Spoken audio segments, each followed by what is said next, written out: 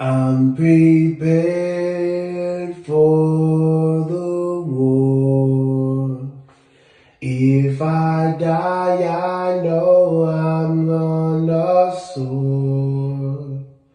And I know one thing's for sure. They will know we're not taking no more. Can I ask if you really care? Why did you contaminate the air? Can you see many are scared? Can I ask if that's really fair? Then you lie and you take. You're the reason we are not safe. How do you deserve His grace? We were great before you made us slaves. I'm prepared for the war. If I die, I know I'm on a sword. And I know one thing's for sure. They will know we're not taking no more. No more. No more.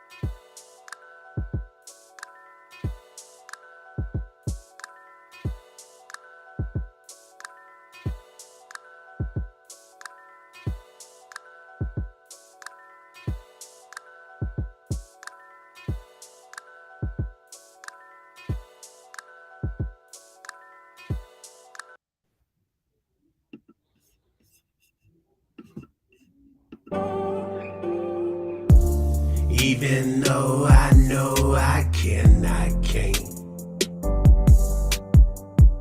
I know I should, but then again they waiting on me, sorry for the wait.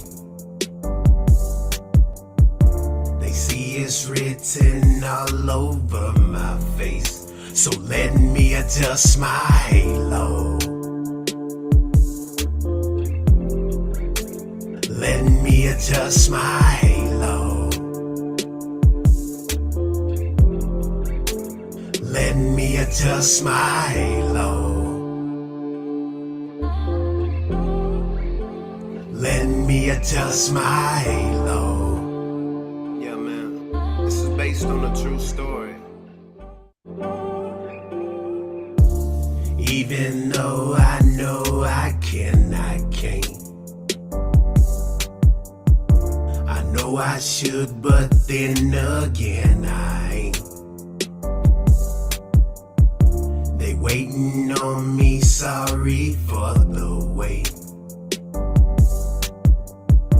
They see it's written all over my face, so let me adjust my halo.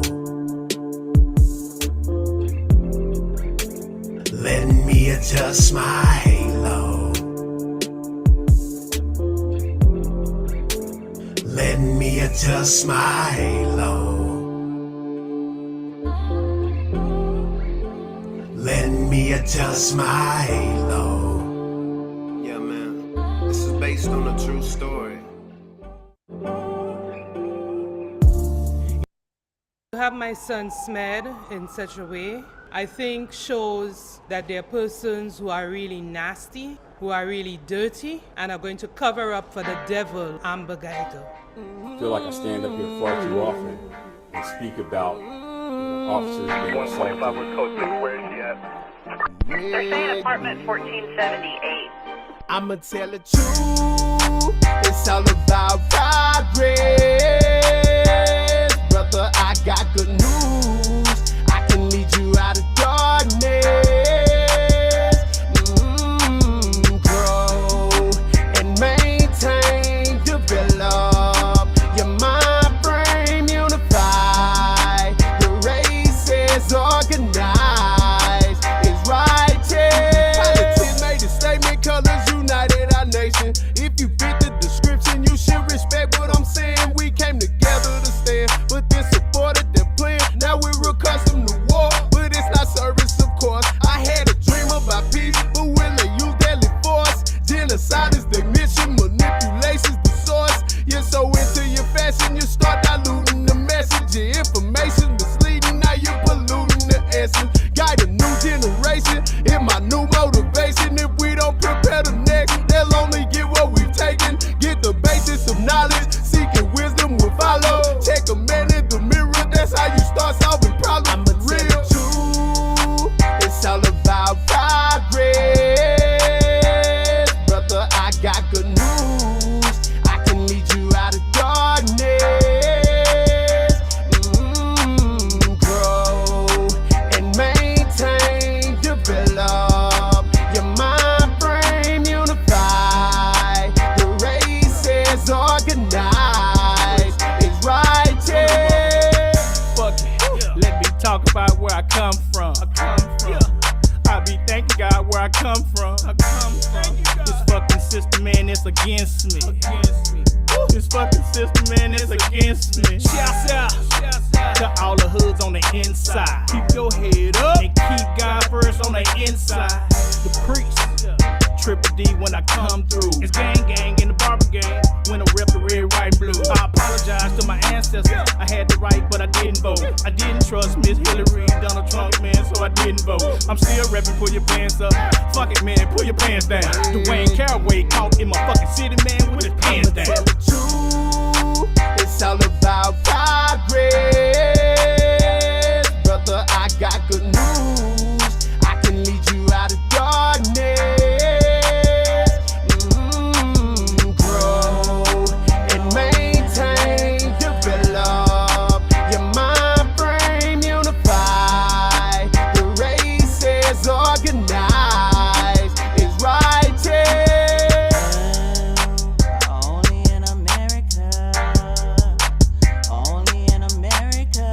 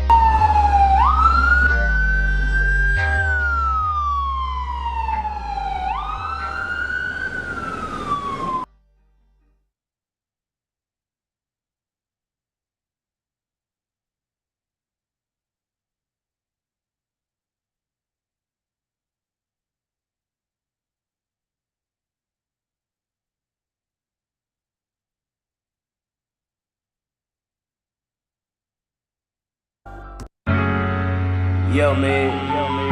Happy G-Day, man. Long live Mo3, man. Long live Roy Lee, man. Long live Bubba, man. Long live Lil Sock, man. Long live Don Cooley-On, man. Look, guys, be known. Rest in peace to my baby G, man. Where I'm from, they keep us colorblind. They side is red, this side is blue. Hood got us traumatized. I don't sleep well, I don't eat good. Why they look at me and criticize? They think I'm bad, they say I'm good. I just wanna live life. Get my little bag, get out the hood.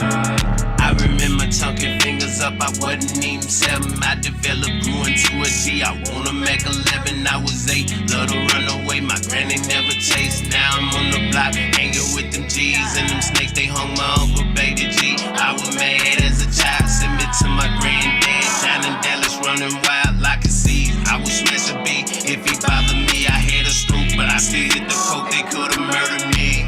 Warriors, let's come together.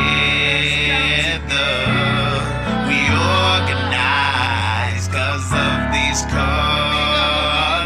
Where I'm from, they keep us colorblind.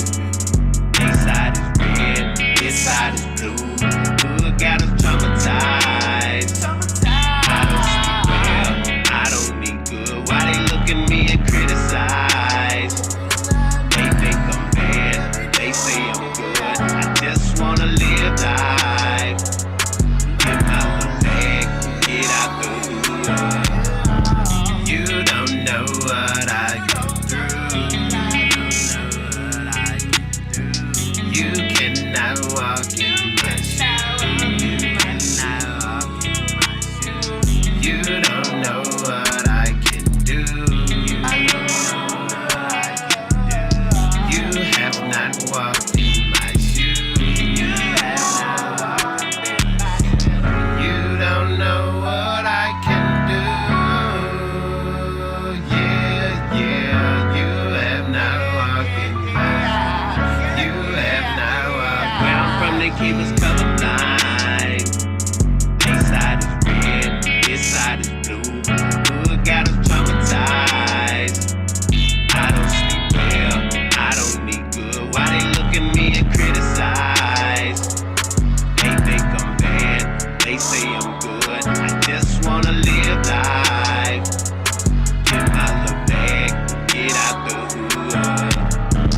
Yeah, man. Real communities oppressed, losing our rights. Man, we brothers living in darkness. Yeah, man.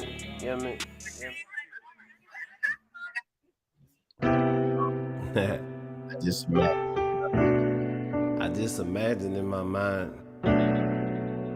what's it gonna be like when you run out of time? No. Every second, every minute, every hour. You gotta stay focused. Ain't no wasting time. Leave it all behind. Get a peace of mind. Focus on your shine. Ain't no wasting time. Leave it all. Good morning, everybody, man. Once again, we're gonna have Melvin Farmer, and we're gonna have a few others. And y'all see the title up there. The title is "Where do we go from here?" You dig? We already laying a nice foundation of communication. The ideas are flowing, you know what I'm saying? And so now where we going with it? Is it gonna be more than just talking? Like, where we going with it? We building? What we doing with it? What's the play? What's the real plan? You know what I'm saying? Like we utilizing this time that we discussing the like get some things understood. Like, what is we doing? Like, how we doing it? Like, what's going on? Where we at? You know what I'm saying? Like, what's the next step? Because I like meeting people meeting with people and meeting people, and when it's time to make it happen, let's make it happen. I think that everything that we've been saying for the last 2 days is doable. I think that anything that we trying to do is all doable. It's all doable. Everything. So like I say, we just waiting on Melvin to come in. Y'all know I like to be before time. That's on time for me if I'm before time. You dig what I'm saying? So excuse me for my earliness. You know what I'm saying? But I want to set the tone, you know what I mean? And just have time to like get myself ready for the spaghetti. You know what I'm saying? Like, let me do it. You know what I'm saying? Let me do it. You know what I'm saying? So in there, who is there?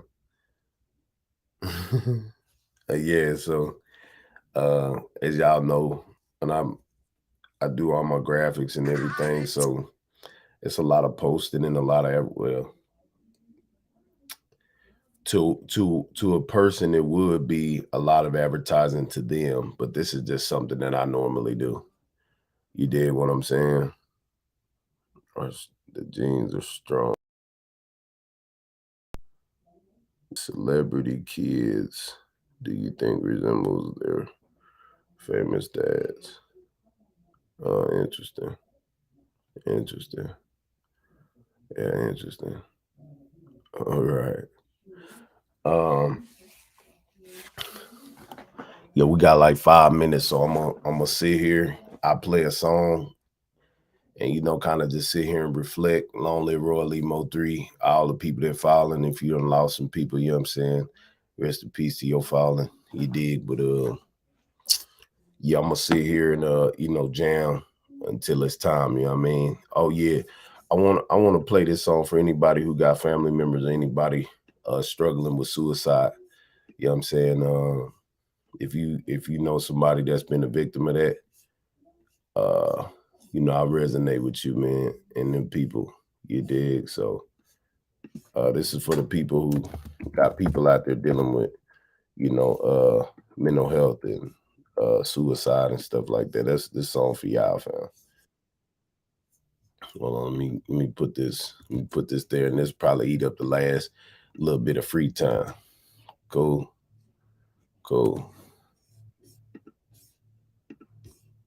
Yeah, we'll play this, eat up the last little bit of free time.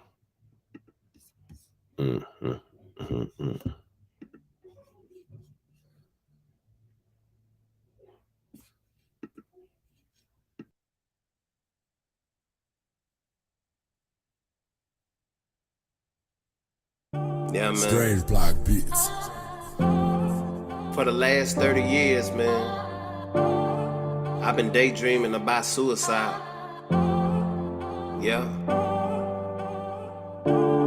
If anybody listening, this is how I cry. Ain't no need for no reply. Just listen. Even though I know I can't. I know I should, but then again I ain't. They waiting on me, sorry for the wait.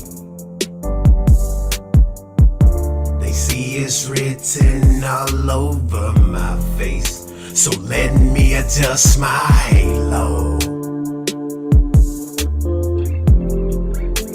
Let me adjust my halo.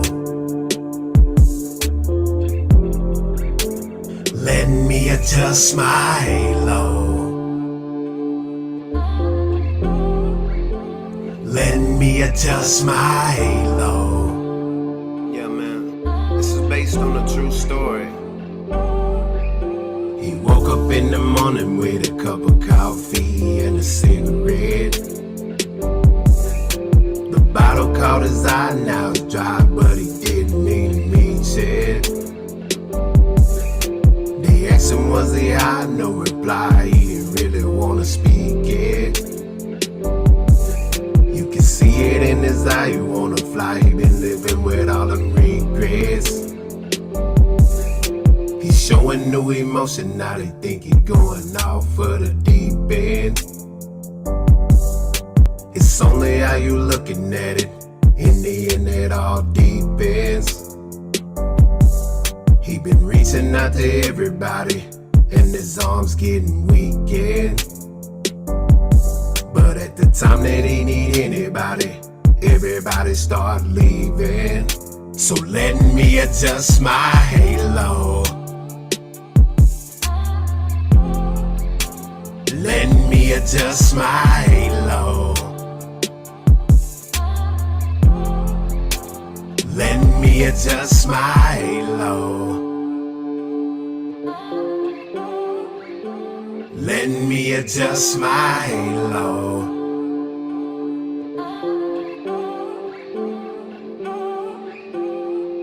Allah, I'm seeking your presence and drawing you near, 'cause I have so many questions, then they disappear. Allah, I'm seeking your presence and drawing you near, 'cause I have so many questions, then they disappear. Allah, I'm seeking your presence and drawing you near, 'cause I have so many questions, and they disappear. Allah, I'm seeking your presence and drawing you near, 'cause I have so many questions, then they disappear. Dooney, what's the deal, my neighbor? Hey, what's up, little bro? Oh man, you know, just cooling, you all right? Oh yeah, I'm all right, man. You know what I'm saying? Blessed, highly favored today, man. Well, yeah, let's get into it, man. What you got? How you doing? How you feeling? Yeah, I mean, you know, highly favored, pressed down, shaken together, then over savored. You dig? Now for real. Oh, for real, man. Yeah. Time. You know what I'm saying? It's good to be a voice, man, a positive voice, man. You know what I'm saying? So Yeah, waiting on Melvin Farmer to pull up to the shindig. But yeah, okay.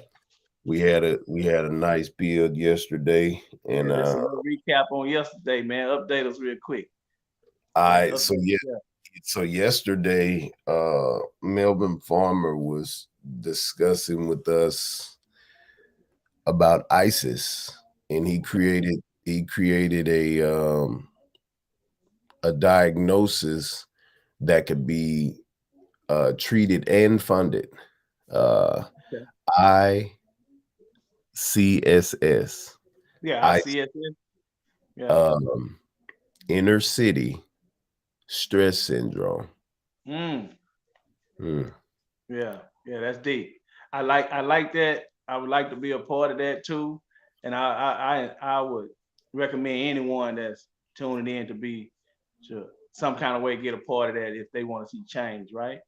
Right. Because just like soldiers got PTSD and you know, they got all these different syndromes and stuff, like there's when it comes to police brutality, they should already know, like, you know, in this area it's a lot of people dealing with ISIS, right, or suffer from ISIS, so you got to handle these people with care.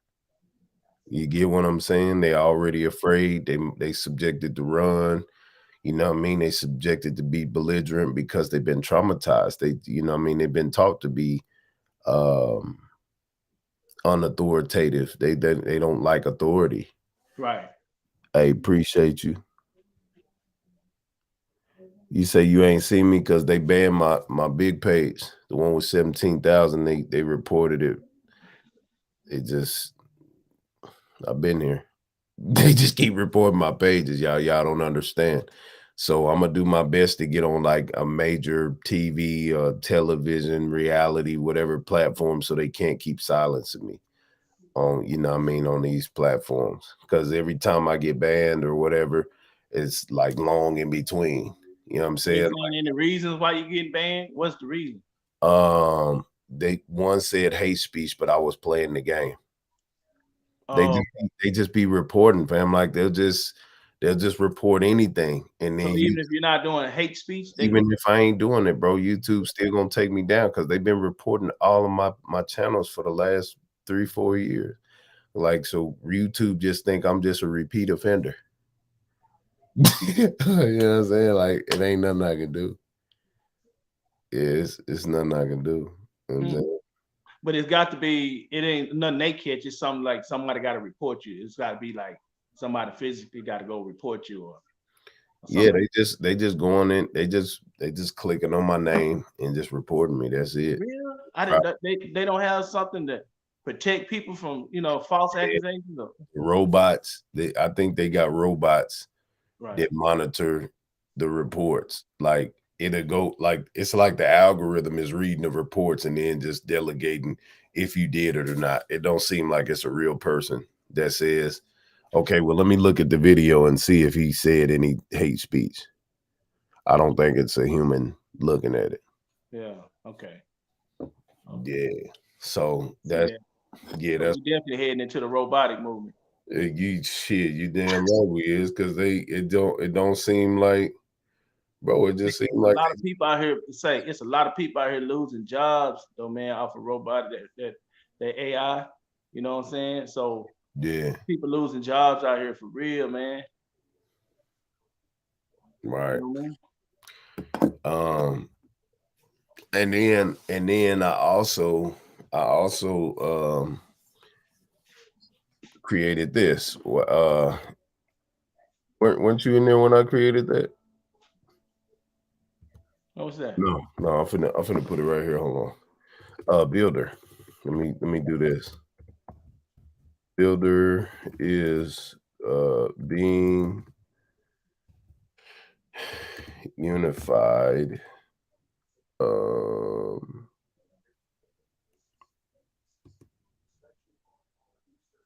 being unified, influencing. Yeah. Being unified,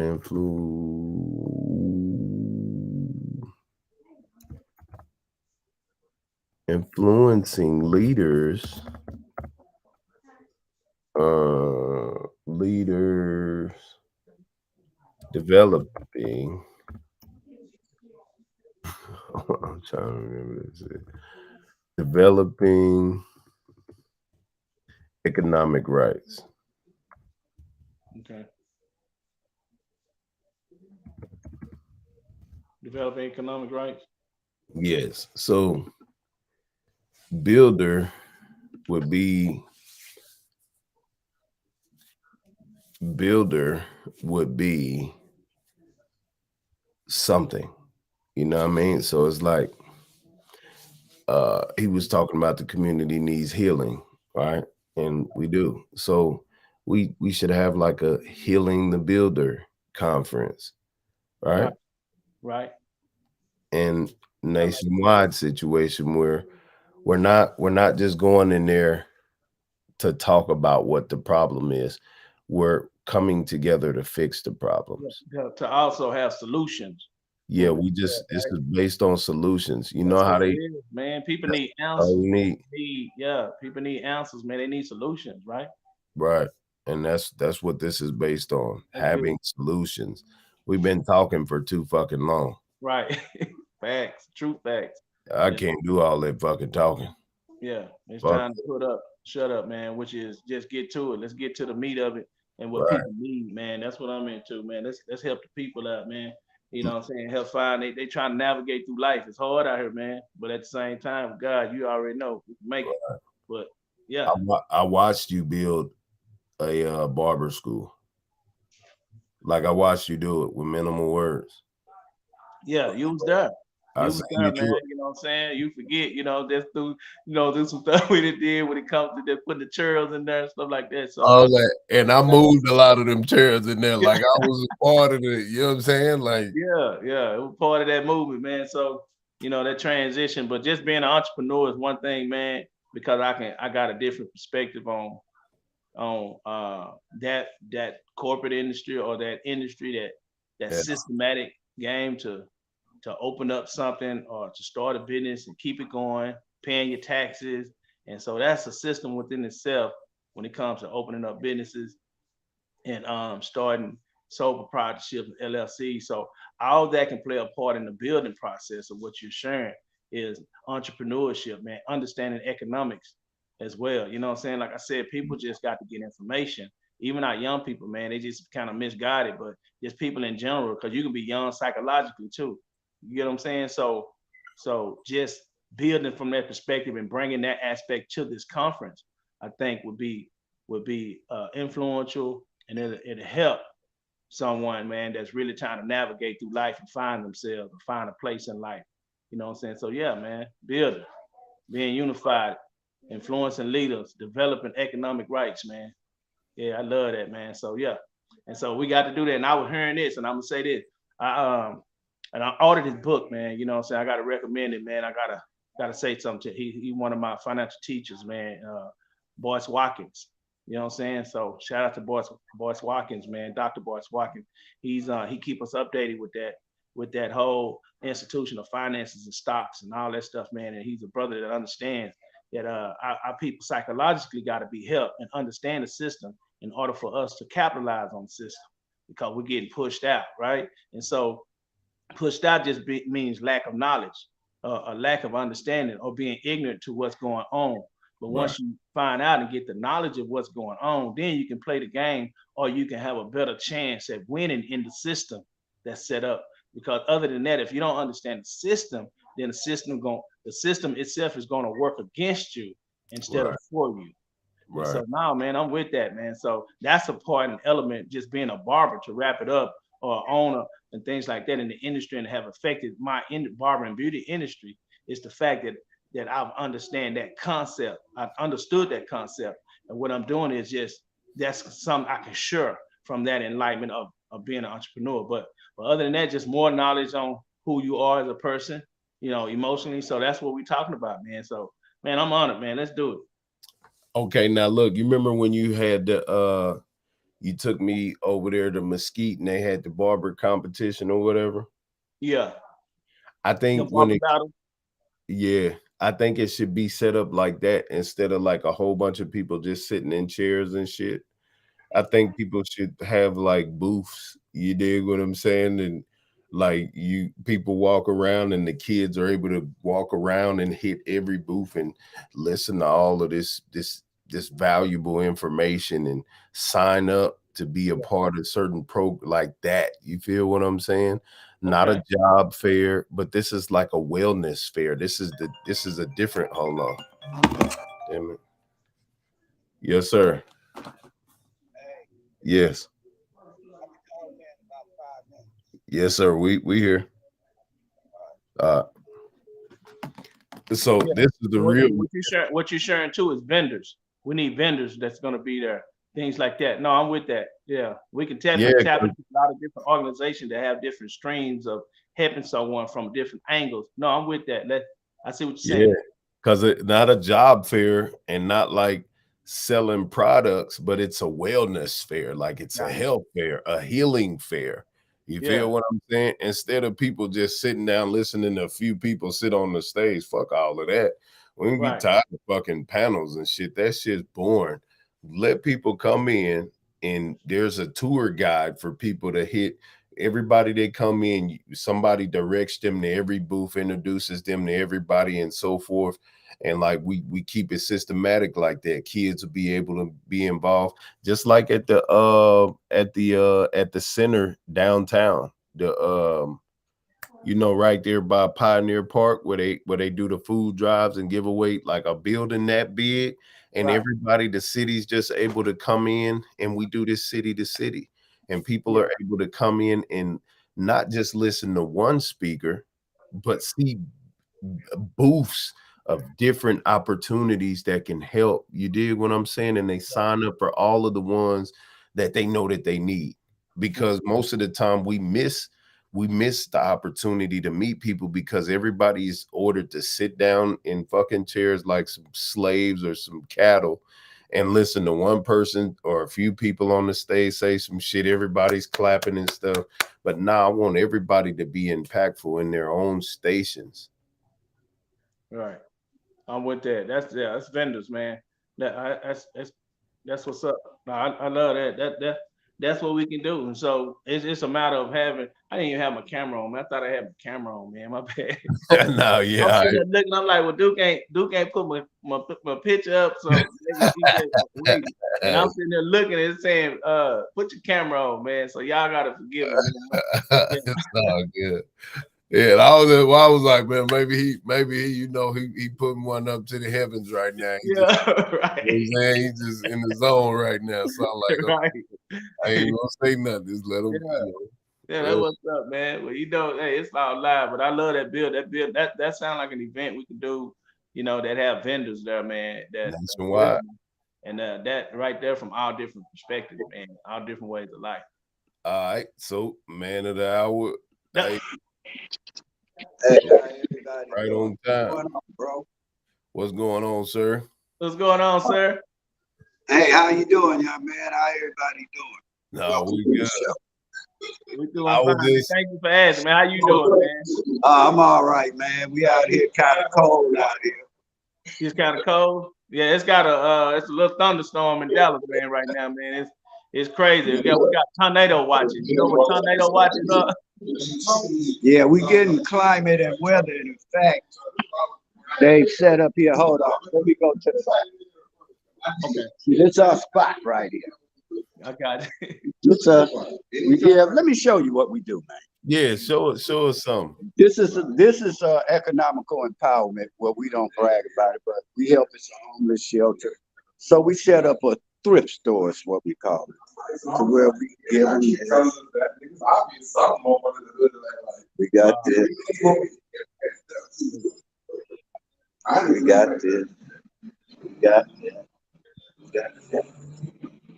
We got the building too. Yeah. Then we go back here. It's dark back here because they ran up in here. See, this real reality. Right. Now we go on through the back. Yeah.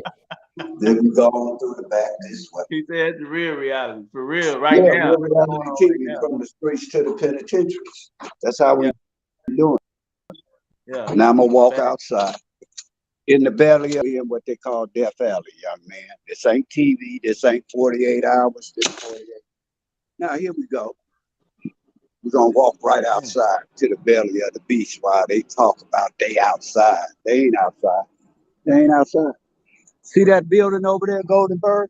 Harry old mama on that before she died. She used to cook me breakfast every day. You see that street right there? That's 83rd and Western. Monster Cody don't represent it. Nipsey Hussle right up the street up there. Red, what was his name? Got killed on Instagram Live. Got killed up there. Yeah, the young guy. Yeah.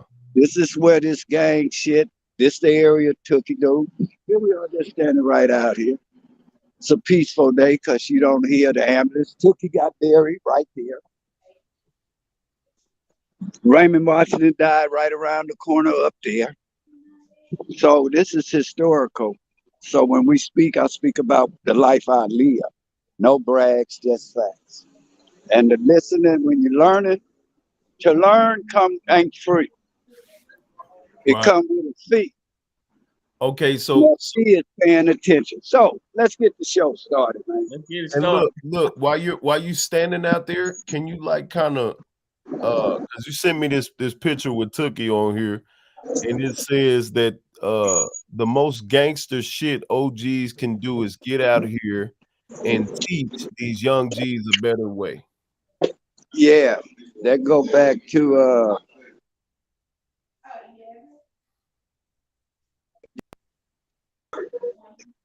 yeah, go ahead. I can hear you. Yeah, that go back to when Tookie, after he had got found guilty and got sentenced to the death penalty, he started messing around with Barbara Beckdale, who wrote all the books, Rags, Redemption, and all this. But Tookie had changed his life to give back to the youth. But Tookie had been working for the juvenile justice system since about 1973. In fact, the photos that you usually see of him and Buddha and Melvin, Hardy, Monk, I know every one of them on there. I was 13 or 14 and they was 17, 18, 19 at the time. They grew up right up the street. And so Tookie had been running a boys' home way before he had got the case. And he just always had it like that. People think of the image of Tookie. I never seen him with a gun. And I've been around him a lot of times until after he got shot. They era, they a little bit, we would be freshmen, they would be seniors when this game started, 1960, 1970, 71. So that means I'm 14, they 18. They couldn't do the things that the younger ones was doing, no more different. Well, it's changed now. They got the juvenile fitness here where you can get tried as an adult for a murder or a violent crime. In our day, they didn't have that. You get 4 years at the max for a murder. Carjacking, they didn't even have a term for that. Carjacking, that was GTA. You get a sight out, get caught with a gun, they give it back. So they never, ever could replicate that era of 71, 72, 73, 74, 75, 76, 77. Then the drug dealers started being allowed to get into the gang banging, and it went from pure gang banging to drug dealers claiming this, and it just spread. So who would have thought that on these streets where I'm standing at right now that started 50 years ago? I remember one time right here across the street, let me tell you a Cindy Bird song. She took the place of Diana Ross. They had that house right up there in the corner. Big Sidewinder headquarters. When you hear the rolling 60s and the 8 trays, that's where it all headquarters was at for over 40 years. Rest in peace, home. So you had the bird songs there. This used to be a post office. I did my first robbery ever. White people used to stay over here. I'm on the west side. I went in there to rob me, Rayford, Hunchy, and all of us. We gonna make us some motorbikes. They want to steal the motors. I'm off a lawnmower. I told them I'm going to get us some blue chip stamps. So I run into that building, white lady behind the counter. I take all the stamps. I don't take a penny. Run right back up the street. Hey, we gonna go to the blue chip stamp place, and now I'm biased all about it. They say these the wrong stamps. I went back. 5 minutes later, gave her the stamps back, and I robbed her again. This time I took the money. I don't know why I never went to jail for it, but that's a true story. We was 14 or 15 then, I'm about 14. So with Tookie, Tookie was the face of the Crips. Raymond Washington, East Side, Tookie the West Side. James Compton was running Compton. And then you had Mac Thomas over by Lock High, Big Jack, Jamel. These were the older ones that were Tookie. And people think that gang banging just started. They've always had gangs, always. Before the Clausens, Munson, the Manchester Park Boys, but they fought like no violence. They wouldn't carry guns. They'd tell you, throw the guns away. Don't bring no gun. But when the Crips started, it was a void, man. So that's why I liked it to give a little bit about Tookie, because his reputation, his legacy. I know his sons, his daughter, his granddaughter. Let me tell you a story how this game goes. While y'all with this game goofy shit on these things. Preach. One day I get a call, maybe less than a year and a half ago, from Bonnie. That's Tookie's baby's mother. She say, Melvin, they just shot at Tookie granddaughters and sons and made them jump a gate. And they say they from eighth-grade gangster. They was shouting out the window. So I said, well, what kind of car was it, Bonnie? She say such and such, such and such. I said, well, I don't know, Bonnie. Usually this side of town, they don't holler out where they from. That's usually a smoke screen to throw you off. And I said, no, I don't think that's the car. So I called around, hey, y'all this or that up this way, that's such and such. They say, no, that ain't us. Call her back, told her, hey, that ain't how. That resolved that. That's intervention and prevention. Another time I get a call at 11:33 a Saturday morning right after the LA Games Unite, after Nipsey Hussle and everything quiet on this side of town. I had a show called Voices from the Streets, then Sounds from the Streets. So anyway, I get a call 11:33 a couple of years ago. In fact, they still in jail for it. And I get a call, hey man, I thought we folks had been falling back. Not peace, not no truce, falling back. We falling back. So they say, well, one of y'all just killed such and such. In my mind, I say, well, how would you know the name of the suspect? In my mind. Right, But right. out my mouth say, is that right? What's his name? Boom, boom, boom. I say, well, what happened? Boom, boom, boom. I say, well, let me call him and hear his version. Because at this time, they saying, we need to have him or else. Intervention and prevention again. And saving a lives. Probably a lot of lives. Right. So anyway, I call him and he tell me, no, that ain't what happened. I told him I had this. I ain't over here for that. Messing with a girl. Dick and pussy. And so I call him back and I say, well, my man told me this, he told me that. And they say it make a little sense. I say, well, why don't we do this? Give me 72 hours and let's just talk it out a minute. But I knew in my mind, if y'all know the name of this person and the suspect, that means the survivor's gonna tell that family.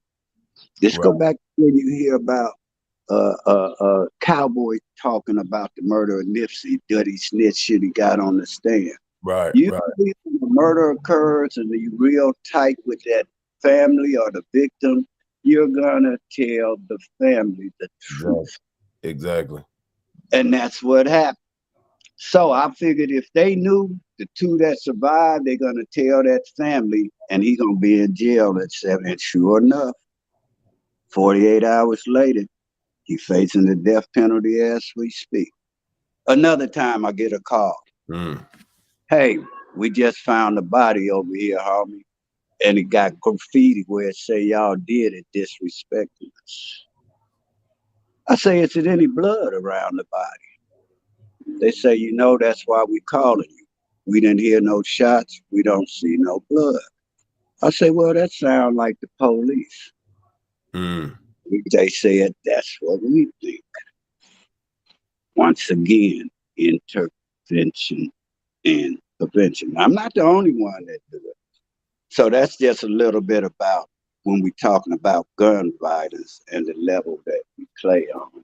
When it really to that, it ain't gonna happen over the internet. You have guys that have their boots to the ground when the camera's not around, and that are really proactive and really to stand up, because this is not.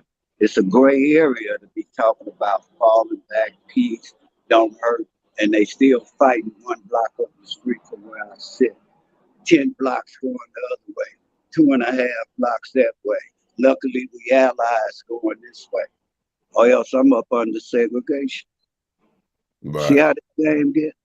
And I don't think that's right, and I stand tall for that. I think your child should be able to come here and walk safely. I don't give a damn she coming from Gilligan Island.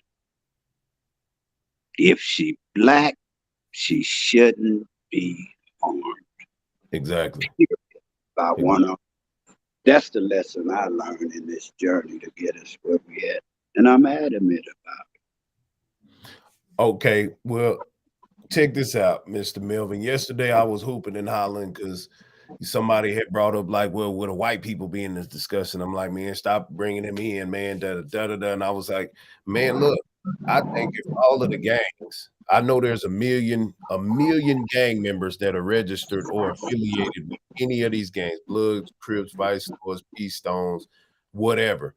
If we got a million gang members from each organization put up $1 dues a month, that's $12 million a month. I mean, $12 million a year. We have a budget to buy our communities back. So if we say, okay, look out, Crips, we finna buy the Crip neighborhood back, and we finna buy the stores, we finna buy this and that. No black people should die now. If the Crips run this organization, we are not going to pay our taxes these years, and we are going to employ you to be security in the neighborhood. We're not calling the cops. We're calling the Crips. We're calling the Bloods. We call them when it's a situation. This is who we call them. And now we are arming. Now we are arming the Bloods, the Crips, the Vice Lords, the GDs, those that don't have felonies with open carry, so they can protect our community. Now we're not paying taxes to the people no more. We're paying taxes in our community to the people that are protecting our community. Okay, you want to stand in front of this store all day? Okay, we bought the store. An Asian doesn't own the store. The community owns the store. So yes, you can stand up here now. Just don't sell drugs here and don't hurt no black people.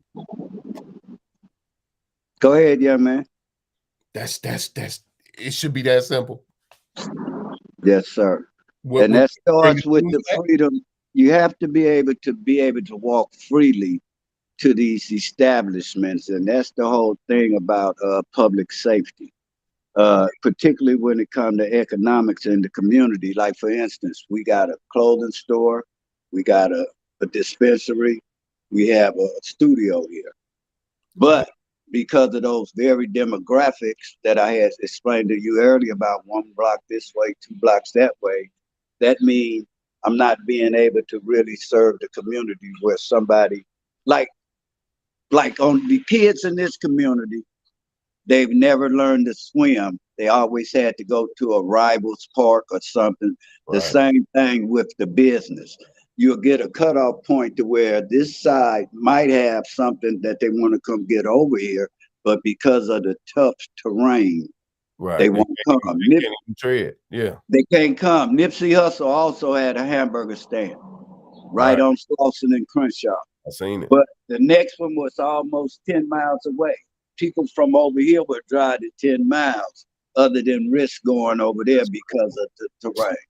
That's why public safety is so important as far as being the economical empowerment that we need. We have to be able to move freely, or else we really just enslaving ourselves. Exactly. So I'm proposing, like Moses, I'm parting the Red Sea right now. I'm parting the confusion. Okay, look, can we start with California, since most of this gang banging and black on black crime started in California? Can we start here and say, hey, we need 1 million registered gang members across all the factions. Everybody put up $1 dues. We'll do this for a year. And then after that, we're going to do what Nipsey Hussle did and buy back all the plazas, all the gas stations and grocery stores in these areas, and make them community based. And then we are going to employ the gang members that are there so they can have jobs. They don't have to go fill out applications.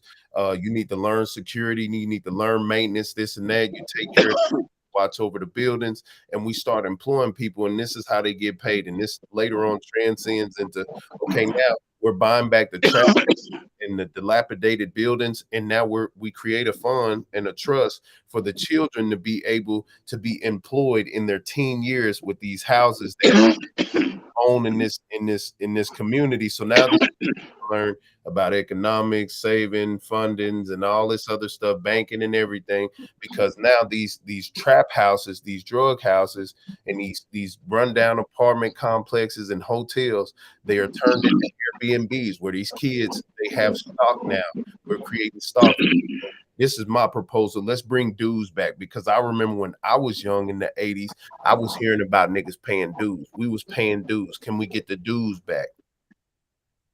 Mm-hmm.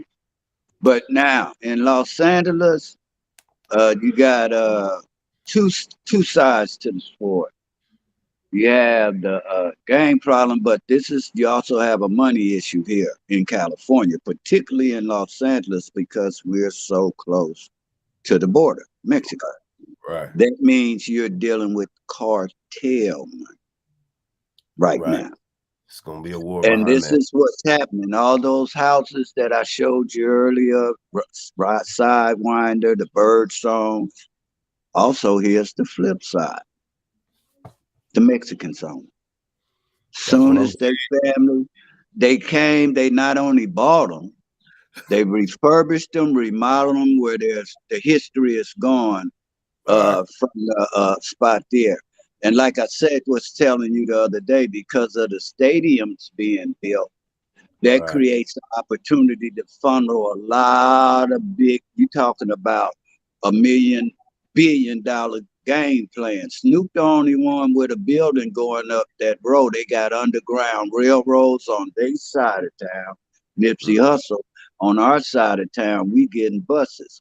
They getting new buildings and shopping centers, but they getting these Nordstroms and stuff like that.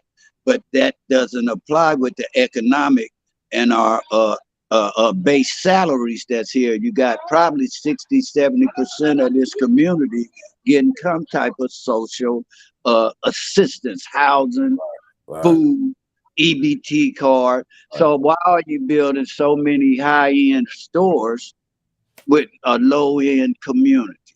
Something's got to give.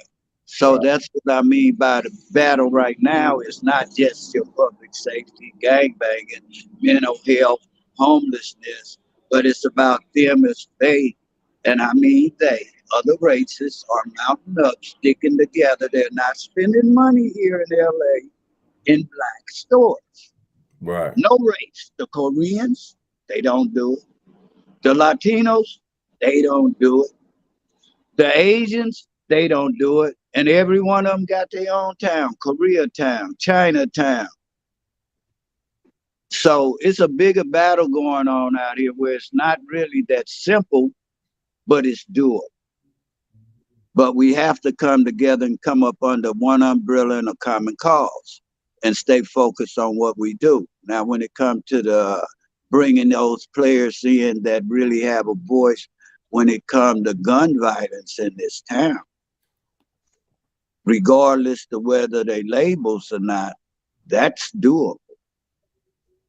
That's doable. The big boys in here, because that's what we deal with here. And I'm a fabric of this community. And you got a lot of them that are doing things. You got some that work with Kamala Harris. You got those that way with Mayor Bass, the GRID program. You got a credible messages in Columbus, Ohio. That's very important because if you want to become president, you have to win Ohio. You got New York credible messengers, King Tone, the Latin Kings, Joey Badass, Fabio Foreign,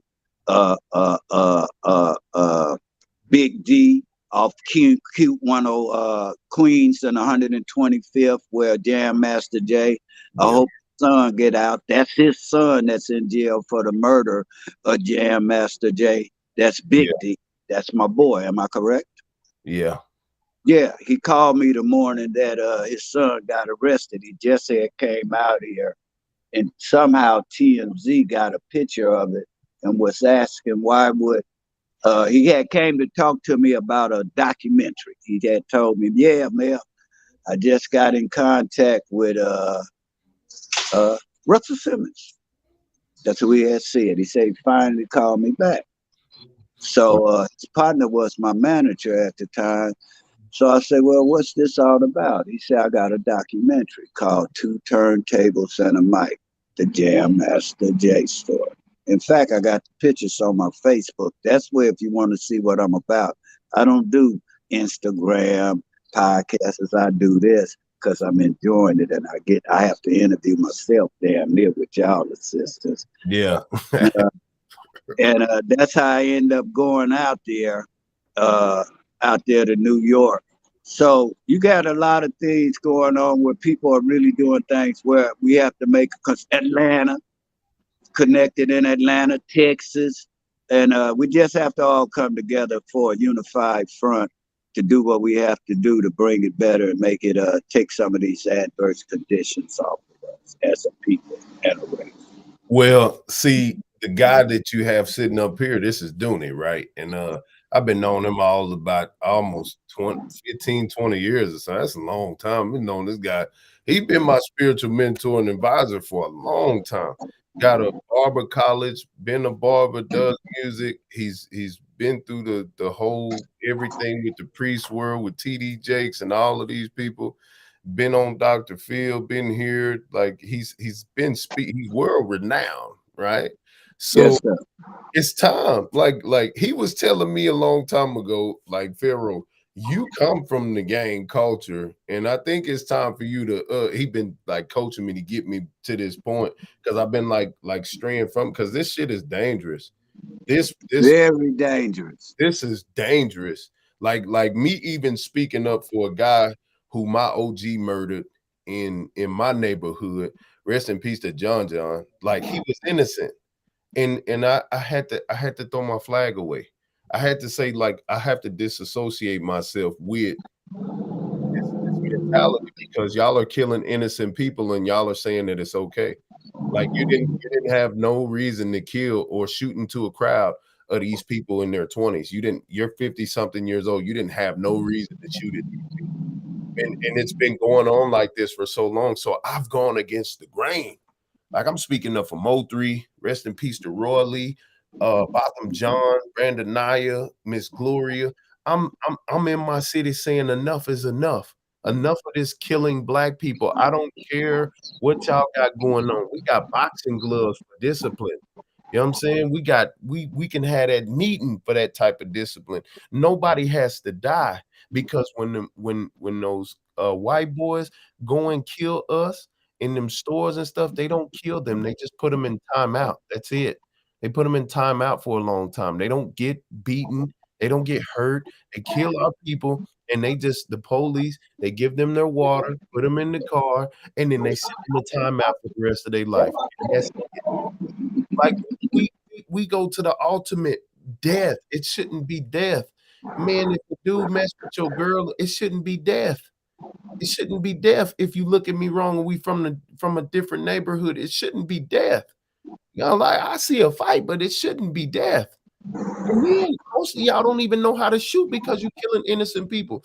The car wash in South Dallas on Martin Luther King, it got shut down because these fools would meet up there every Saturday or Sunday, and when they get to shooting at each other, they're not even shooting each other. They're shooting innocent bystanders, people watching the altercation. Many drugs was being sold there. In the last incident where innocent people got killed, they had to shut it down. Enough is enough. This black on black violence is the problem. This is why we can't get nothing solved because of that. That's the main problem. Our ignorance to economics and us killing each other. That is the main problem. Go ahead, young man. Go ahead, sir. Can I speak? I would like to say this, man. What Duke Pharaoh said, man. You know, our ignorance to economics, just to expound on what you said, Mr. Foreman, of building some type of economic system, because we as a people understood, especially when we talk about the Tulsa movement in Oklahoma. You know what I'm saying? At one time back in 1920, well, they understood that if we want to be economically powerful, that we had to keep the dollar in our community at least, I would say at least 11 times before it left our community, right? And so I was listening to one of my financial advisors, man. His name is Dr. Boyce Watkins. I don't know if you ever heard of him, but he have a book called 10 Commandments of Black Economic Power. He just wrote. And so I just ordered mine, but he's a financial advisor, and he's all about, you know, educating us as African Americans about this system when it comes to economics. And the reason why I brought this up is because you were speaking of that it was a money shortage in the movement that you all have going on in California. Well, he was speaking that they're talking about in San Francisco, actually in your state. San Francisco was talking about reparations Okay, they talking about taking payment plans on reparations of what they owe Black people from what our ancestors did, how they built this country, how they had a part in building this country.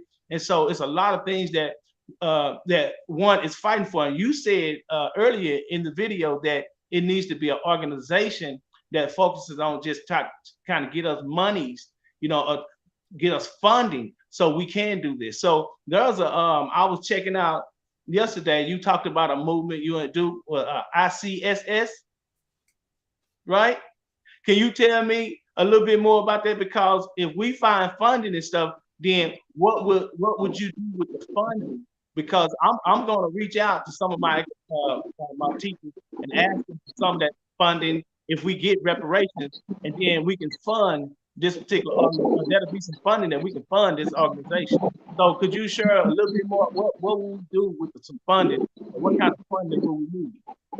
Well, the thought came to me trauma when I was dealing with a mental health. I deal with a woman, Sherry Farmer, same last name as me, that works for the mayor.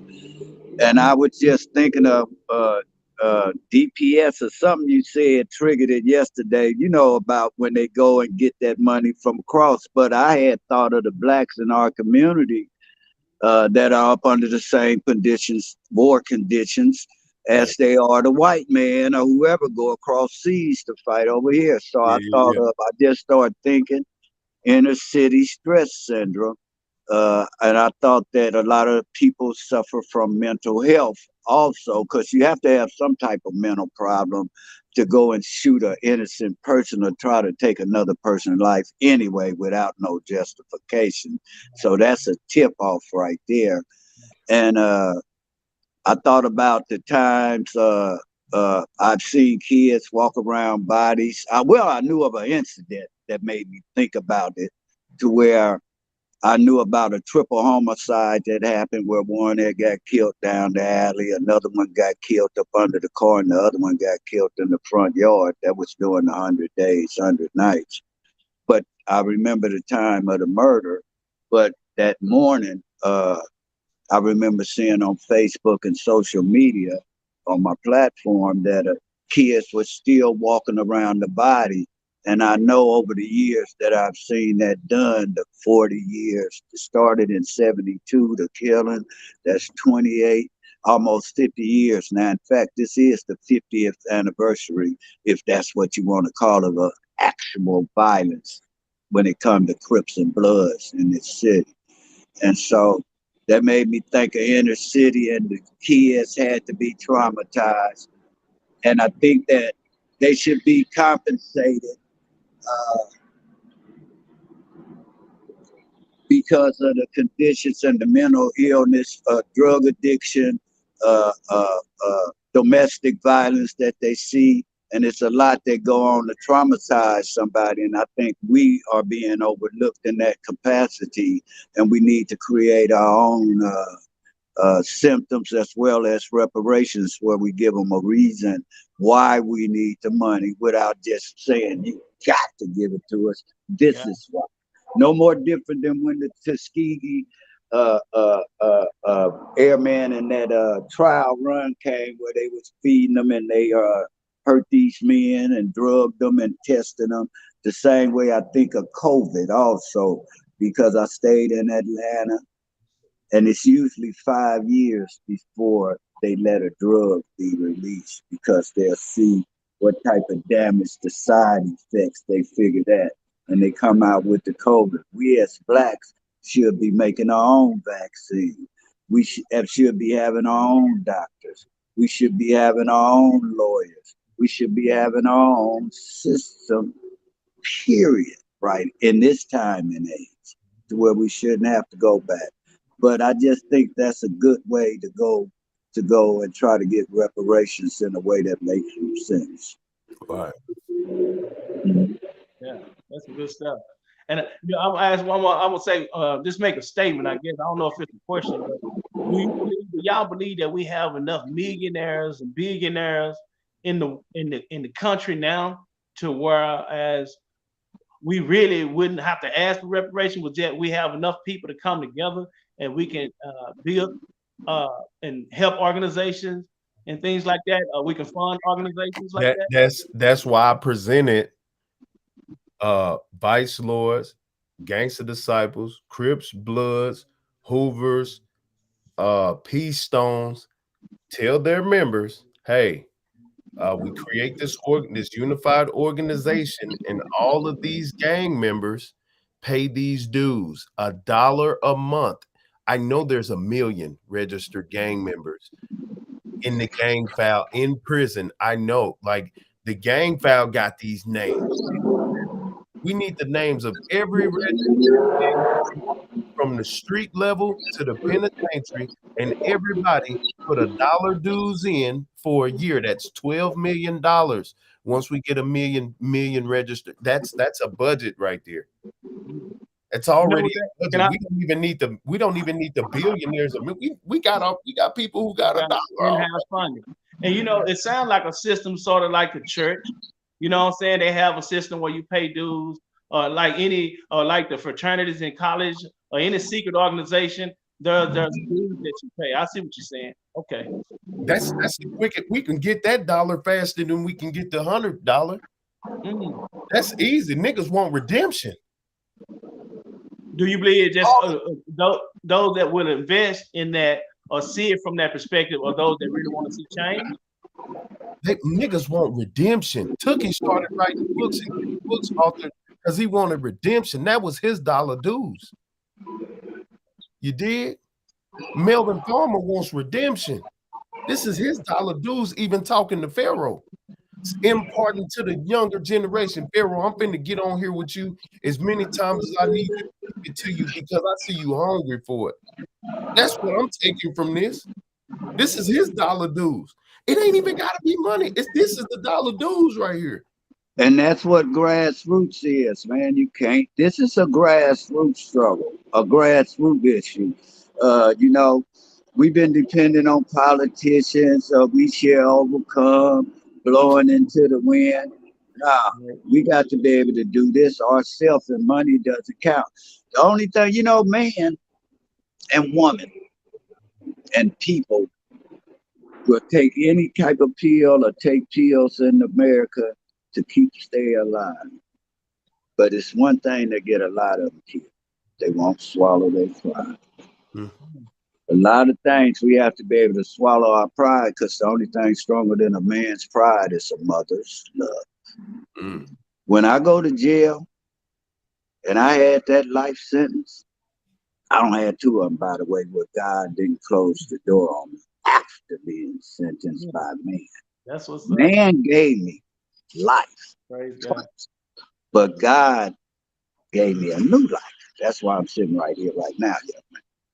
That's exactly. Not because of no Negro, not because of no guy, not because of my mama. Because when you got a life sentence, you say, oh God, just give me one more chance. I promise you that. Right. That's what you're gonna say. Yeah. Right. You're gonna say it. Just give me one more chance. Right. So I walk by faith when I step up out of here, and I put my faith in my people. In my people. I believe in you. I believe in you. I believe in this community because I have a vested interest in this community. We have others that are speaking on interests that they have no vested interest in. So how can they be a representation of something that adversely affects us and it doesn't affect them at all? This game is very simple if you really apply it. You gone? True fact. Right, because Melvin, check this out. Like, I was talking about this in District 7 in my neighborhood, in South Dallas. I'm looking at I'm looking at the city councilman, and I'm like, well, District 7 got like a Mexican Caucasian looking guy he probably don't really got no vested interest in the people who's been there. You know what I'm saying? So like, why we ain't got old David who's black who knows the people, got a church over there, and whatever, and been knowing these people all these years. Why didn't he win? Why didn't he win city council? He knows the people. He knows the needs of the people. Probably because of like that go back to your vote. Probably a low voter turnout. Exactly. See, one thing about it when it comes to voting, and particularly in these inner cities, these pockets of poverty, usually that race, they already connected and they're gonna vote. I don't give a damn who in there for their people. So we need to make it convenient for the people who don't want to turn out. We need to turn out to them. We need to show up with the voter registration right there. We in a digital world. They don't need to come down to these fake ass buildings with these mean ass people and police officers grilling them and shit, and they worried about their tags. And no, we need to send the people out there to them, and they need to answer the door. And when it's time to vote, they can press a button and vote for who they want to be. They don't even have to leave their house. They can vote from right there on the iPad or whatever. They send out 1,000 representatives to go door to door and get the votes right there, and you can see it. And everything's documented because they're watching these devices. I don't think there needs to be voter registration booths. There needs to be mechanisms and devices. We need to get Silicon Valley and Elon Musk to make these situations so people don't have to leave their homes to vote anymore, and we get a real vote. Because if the reason why we're not getting people in our society, in our community, to have our people represent us, because people not showing up, well, goddamn it, y'all got enough money to make something to go to these people and get the fucking votes on these electronic devices. What the fuck is the excuse?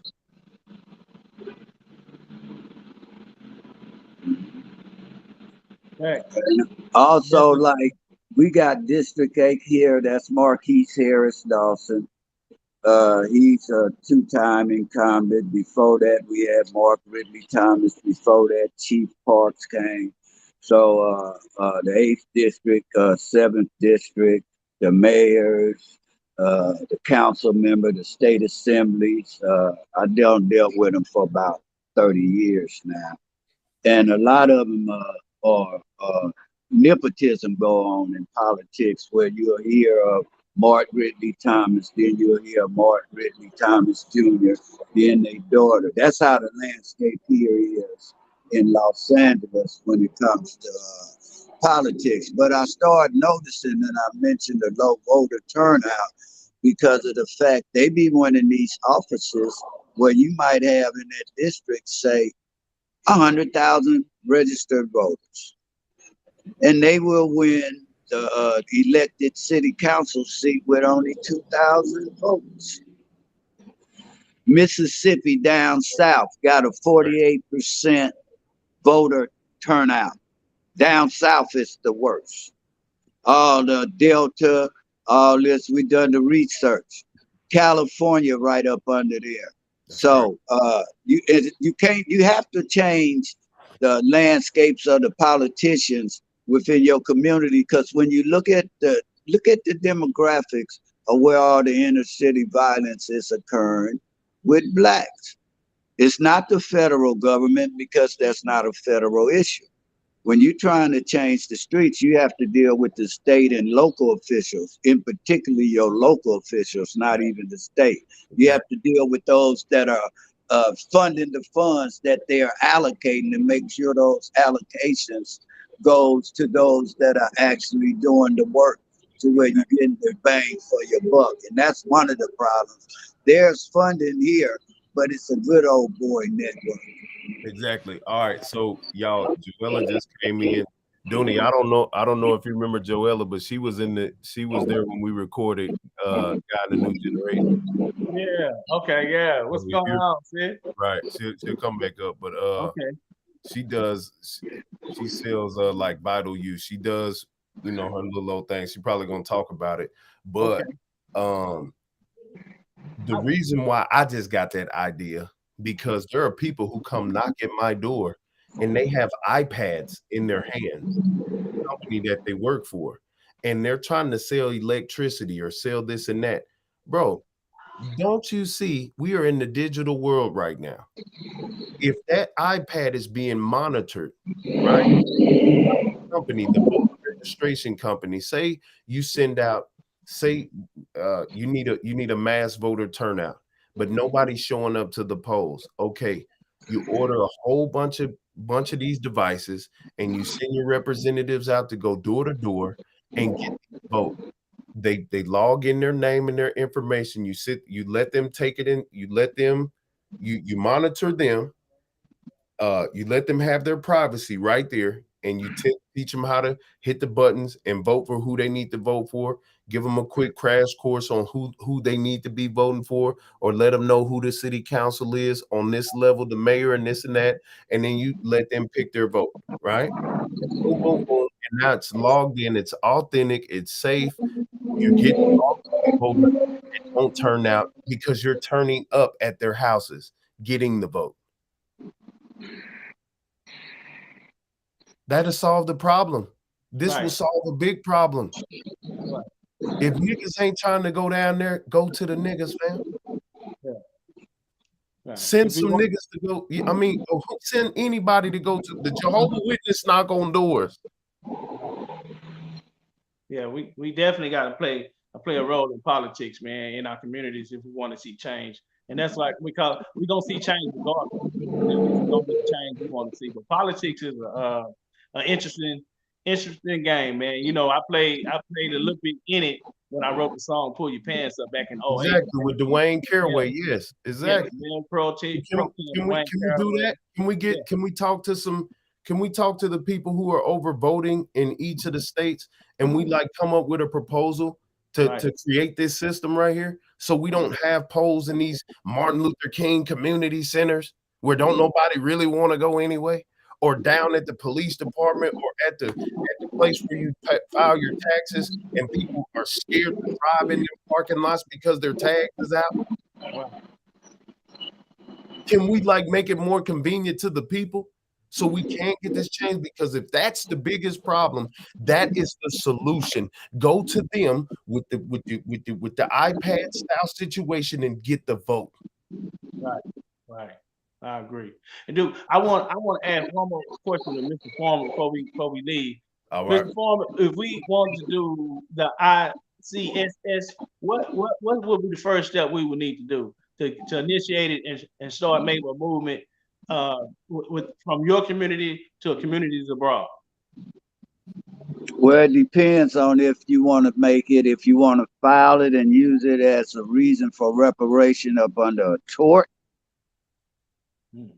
then you would file that as a civil rights violation, and that we feel that this is the conditions that we suffer and we think we can prove it. That's when you are getting a mass lawsuit.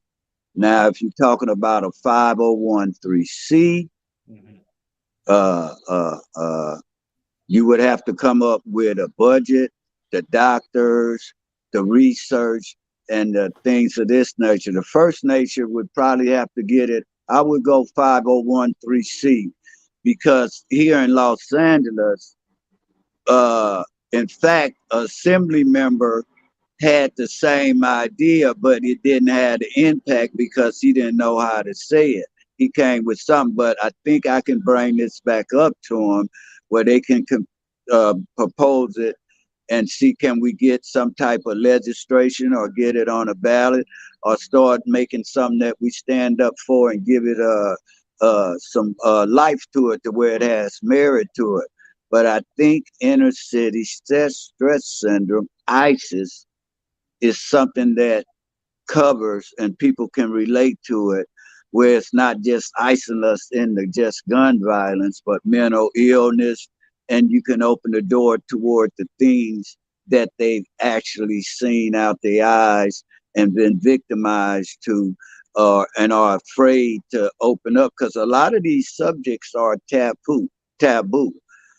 Being molested by your father, your mother beating you because she drunk, getting bullied at school, trying to do all these type of things, go unanswered or unthought about, to where we need to start looking into this and see it's part of the problem also, and that we should be compensated, but not only compensated, more importantly, get treatment. Yes. That's more important. They're not caring about the treatment of this community when it comes to homelessness. They just got 50 million because we got our first black female mayor, Mayor Bass, now. That used to be Assembly Karen Bass, used to run with Kamala Harris. She's our mayor now. And one of her first things to do was get 50 million to start cleaning up the homeless near. And I want to say this about Karen Bass as far as some of the politicians. Karen Bass started off as an assembly member here when the LA riot started, when Reginald Denny got hit on Florence and Normandy back in the day where she attacked liquor stores. Now she's come back to serve the community, and she's a mayor now. So that's with that though. But with the ISIS, I'm gonna call this assembly member and see what we can do on my end and see what would be best to try to talk to her. And I'm gonna bring a girl. I'm gonna introduce Molly Bell because she's been at the forefront, grassroots, particularly when it comes to reparations. She's connected with the inner city elected officials, as well as those community influencers that do not work with the inner city and had a boots to the ground with the cameras not around also. And I'm gonna swing her over this way, and then she can bring some other ones in, and we'll just start building to where I don't have to always be on here. I like to sit back and really just try to formulate and get it started and connect the dots to make it build. Yeah, that's it. So I'm gonna bring another one. I'm gonna talk to Molly Bell or some more. In fact, I'm gonna have Dr. Rosie Milligan. Okay. That's gonna be your next guest. She's the mayor of LA, is what we call it. Okay. And we can bring on about the reparations and a lot of rich history with her knowledge. Cool then. That cool? Yes, sir. Okay. I'm finna cut on up out of here. We got things to do tonight. I bet. All right, pleasure to talking to everyone. Pleasure to meet you. So you was at TD Jakes in Dallas? Yeah, TD Jakes. Yeah, that's a good friend of mine, and I was his barber, man. Back in '96 when he first moved to church there. I was barber for years, man. I would cut him when he fly in, and I cut his sons, his kids, and all that. So yeah, we definitely real close, You man. talking about the church right between Duncanville? The church right there in Oak Cliff, man. It's on the yeah, and then what's that? The 20 to 25? Yeah, he got probably about 15,000 members there. Right, and he got property across the other side of the church, correct? Yeah, we talking about he's the Black Billy Graham is what we call him. Oh, I know who he is. Let me tell you a story right quick while we was hustling. Here go a cold story, true story about TD Jakes. Okay. And my relationship. Go ahead. This when the Dallas Cowboys, they were going on there. You have two services, one in the morning, one in the afternoon. Yeah, I remember. This about 2000. I'm out there hustling. We just come from Oak Cliffs. We driving to Duncanville. Mm-hmm. We getting $46,000 a week every time we going out hustling, doing fraud. Wow. So we don't went downtown at the W and stayed and got the penthouses at the W across from the Dallas arena, basketball arena, where they play at. Yeah. They got the W Hotel and all that across the street. Yeah. So we got them going in the break. The girls say, hey, why don't y'all come to Duncanville and we'll show y'all a good time. And y'all don't have to, because it was thunder and lightning. When we got penthouse suites, and my boy was scared of the thunder that was with us. So that's driving. But this is a true story about God, though. Go ahead. We're driving. It's, down that road, it was real dark. Thunder, lightning. And all of a sudden, some lightning hit in the middle of nowhere to where a building lit up. And I'm driving, they trailing in the other car, the workers. And I tell them, I say, hey, what is that? They say, oh, that's TD Jakes. Out of the house. And then they say, see across the street, it looked like a cottage or a golf course or something like that. They say that she is too. So we go to Duncanville. I stayed on Memory Lane, right around the corner from Duncanville High. In fact, Duncanville's girls basketball team was ranked #1 in the nation at this Yeah, I time remember that. for Yeah. high school. So they finna go out and go clubbing and everything else, but I don't go to strip clubs and all that. So you know what I did, young man? What They you say, do? "You come with us, Melvin?" I say, "No." This Easter morning too. I'll tell you exactly when it was. I say, "You know what? I'm fit to get some rest, iron my clothes, and I'm going to church." And I went to TD Jakes Church, Emmett Smith, all of them. So that's my history. In fact, TD Jakes just came out here the way he was here a couple of weeks ago. I was invited to come stand alongside him, where he's starting to say he's going around talking about the same thing we doing, senseless gun violence. I'm supposed to have been a guest of his Yeah. with the little whistles, but I was at work. But It's that time, would warm my heart about old TD Jakes. I've been around. man. And I'm glad, y'all connected, because it's time for, and I've been telling them for a long time, man, it's time for the church to reconnect back with the community, man, the streets, man, because they've been so disconnected with these young people, man. Right. And one of the problems here when you talk about the disconnect on these churches is they want you to stand and walk in there on your feet, but they won't let you in there on your back. See, out here, the big five, the Blakes, the Almers, they call them the big five. The Jones, Noel Jones, I've dealt with all the churches and the synagogue. But what happens is when you get killed out here as a gang member or affiliated or something of that nature, tattooed up or something, because of the violence that occurs at these funerals or the security that it would take, you might be backed up where you might not get buried for 2 months. Wow. And you land up in the morgue, and then when you do, you only gonna get an hour. But the churches want to charge you $17,000 to get buried. So it's very hard to get buried. But why would a youth that's out here up under these conditions want to go to a church where they want you to walk in there on your feet, but they won't let you in there on your back? So we have a church where I work on the ministry, the River of Life ministry.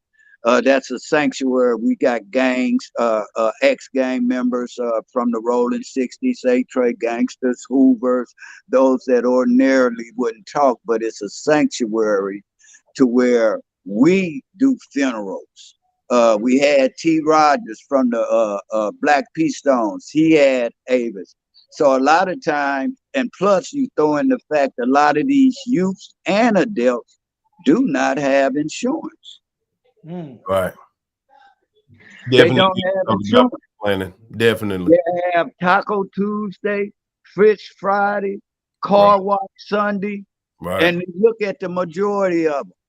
They come here, they advocate, they show these things, and I've known so many that do not have insurance and have a hard time getting a proper burial. So we do that also.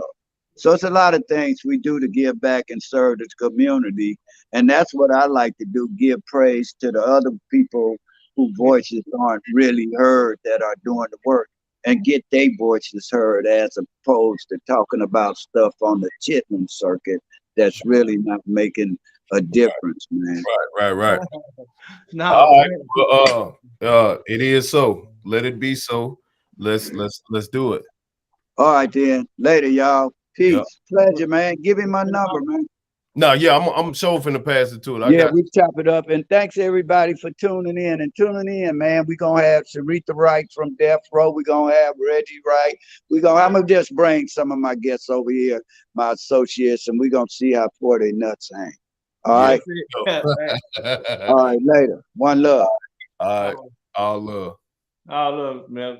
Yeah, man. That's awesome now, man. That brother right there. I mean, you got some, man. You just don't know, man. You got some wisdom. You've been saying it, but you've been saying this though. You've been saying, Pharaoh, it's your turn. You got to come on. Let's go. It's time to guide a new generation. You've been saying this. Yeah, and this is part of God, the new generation, man, in a way to where this is where they at. They own social media, they own their iPad, they own their phones, man. So this is the way to reach them, man. And then physically, we can set up something, you know, like with Mr. Farmer, man. Just physically, we can set up some platforms and stuff. This is it, man. And I didn't even know man. he had a church until that he was at a church. So me and you, we finna go fellowship in a little bit. You know? Yeah, so real fellowship, man, and on some positive stuff, and that's good. He's connecting with those churches, man. And he's already connected, man, from Dallas, you know what I'm saying, to California. So it's just matter of fact now, just calling them out for their resources, man, to really dig in and get back reconnected to the streets and to the community, man. So yeah. Yeah, you know, I've been waiting on Bishop to call me ever since Real Life Street Star. Because I've been telling him, man, it's time. But you see how the Most High worked though. Yeah, he worked like that. Like, like I was sitting here like, damn, man, God cold. Like he went this whole time. We've been sitting back. Real Life Street Stars interview ain't really did nothing. Ain't nobody really hopped on it. They like all this negative shit. But now we sitting here 2 or 3 are gathered. You understand? He in the midst now. So we sit here and I'm just, you know, I'm watching the spirit move, and I'm like, damn, this shit crazy. I was just like, damn. Well, I can't believe we sitting right here, pardon the read, see right now. I'm looking at it like, damn, son, this shit getting heavy, son. Like, this shit getting heavy. And I talked to my boy Joker over there at Real Life Street Stars too, man. He ain't answering the phone for me no more, dude. No, man, they switched up, man. They doing it's some inner problems too they having, man. That he shared some stuff with me, man. With some guys. He don't want to answer the phone for Pharaoh? Huh? To where he ain't answering the phone? He not answering the phone. No, he not answering the phone no more, man. I don't know. I talked to him. He finally called me back and I talked to him. I said, man, what's going on over there, man? You know, it's a lot of stuff is switched up, man. They and it's all about the money and the views now, man. He said a couple of cats, and I ain't gonna mention their name and their organization, but he's almost about to leave, man. I motivated him, encouraged him. Told him, man, just stay there, man. I don't want to separate it. If I'm a problem. He said, no, you're not the problem. It's just, you know, it's a lot of pride starting to pop up now in their organization. They enter, and you know, with a couple of partners he opened it up with. So I'm just letting you know, man, they didn't change it up over there, man. That's my partner, man. Okay, so I shouldn't feel no type of way because Joker not answering the phone right now. Because you know I want to scratch. Like I don't know why you not answering. Joker, man, you gotta talk, man. We got what's going on. So yeah, I told him, man. It ain't him, man. He said, you know, somebody, in his organization, man, they have some problems. He was almost about to leave, man. So I'm gonna let you talk to him about it. It's wild. Well, he ain't answering the phone. So you got to say, hey, look out, Joker, answer the phone for Pharaoh because the nigga want to scratch. Like he want to scratch because you ain't answering the phone. Right. Well, I talked to him, man. But he called me, like I said, he was more concerned about, man, they want to be like, he said that his partner said he want to be like Vlad. And I'm like, bro, Vlad is Vlad, man. You know, y'all Real Life Street Stars. And Dallas put y'all on. Dallas Fort Worth put y'all on. So I know y'all doing big interviews now with Mark Cuban and all that, man. But when Dallas call y'all, when Fort Worth call y'all, man, y'all, come on, man. Stop tripping, man. They're trying to get in the bag and charge people, overcharging people and stuff, man. I'm like, just keep it 100 with the people, bro. You know what I'm saying? So, but my thing is, man, y'all pray for them, man. They know I'm the priest. Shit, they know I'm crazy. They know I'm the priest, man. But at the end of the day, it is what it is. But hey, I'm hoping, but at least he called me. Bishop won't even call me. You know what I'm saying? Joker might take a while to call me, but Bishop won't call me, man.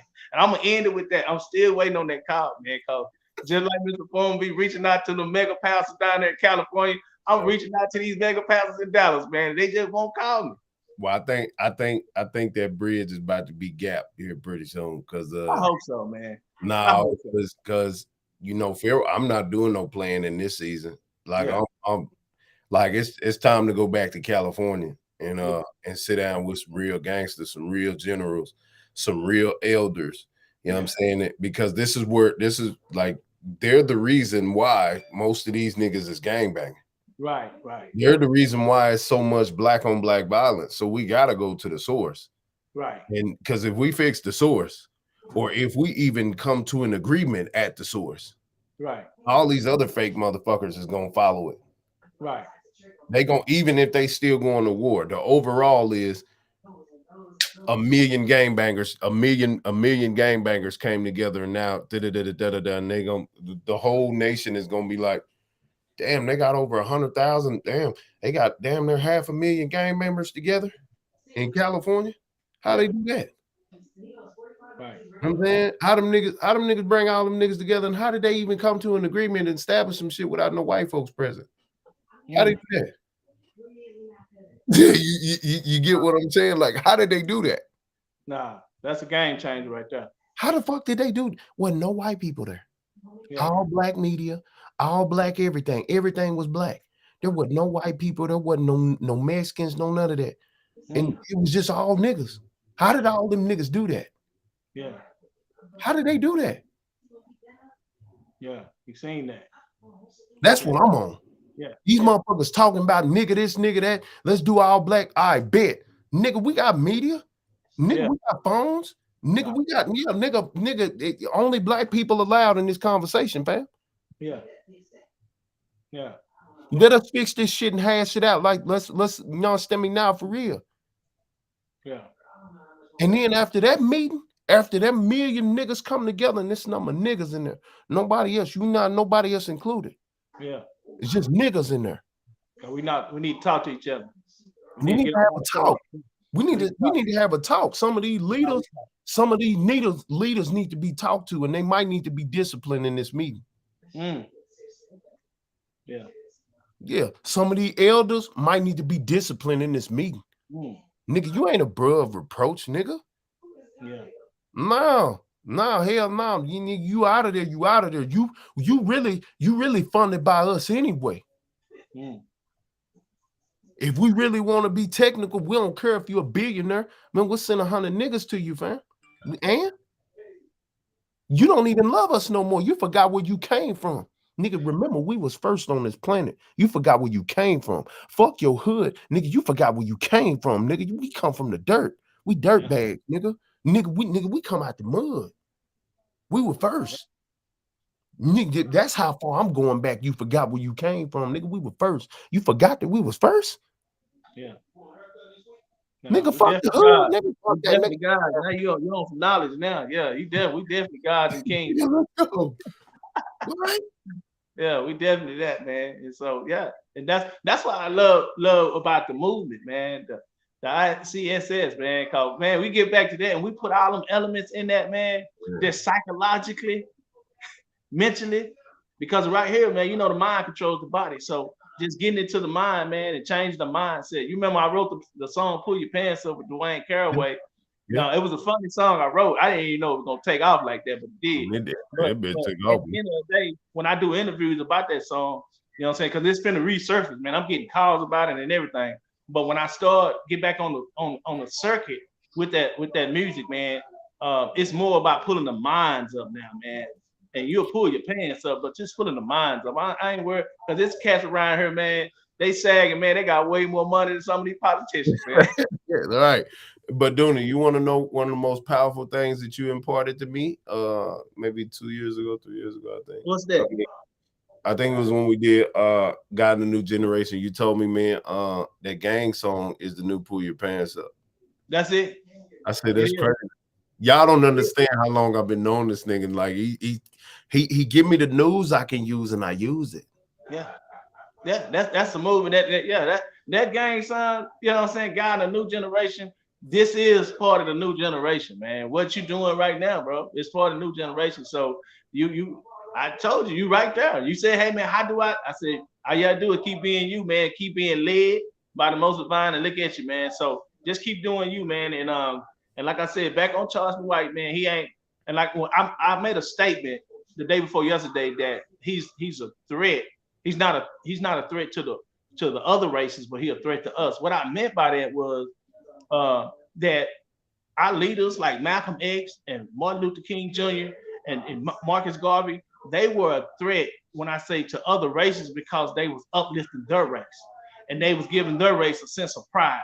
They was giving their race a sense of identity, right? And so what I have against anyone that's not helping us find our identity that's when I oppose what you're doing. So if it's not constructive to our community and destructive, then I can't agree with it. You know what I'm saying? And so that's why I say a lot of stuff he said I don't agree with.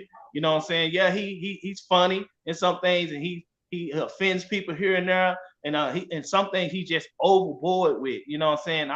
And that's I can't get with. You know what I'm saying? So yeah, I would love for the brother to tune in, man. Just tap in right now. Let's all talk. And I would like to ask him a couple of questions. Tap in, man. Because he started with you. When I first seen him, he was with you. He had braids, right? Right. Yeah. So I didn't even know of Mr. White until you. So why wouldn't he want to tap in with you? He's scared of that. He's scared of that that little meeting. That because it's gonna be that's just like having to look in the mirror. You know what I'm saying? And realize like you ain't been really being you.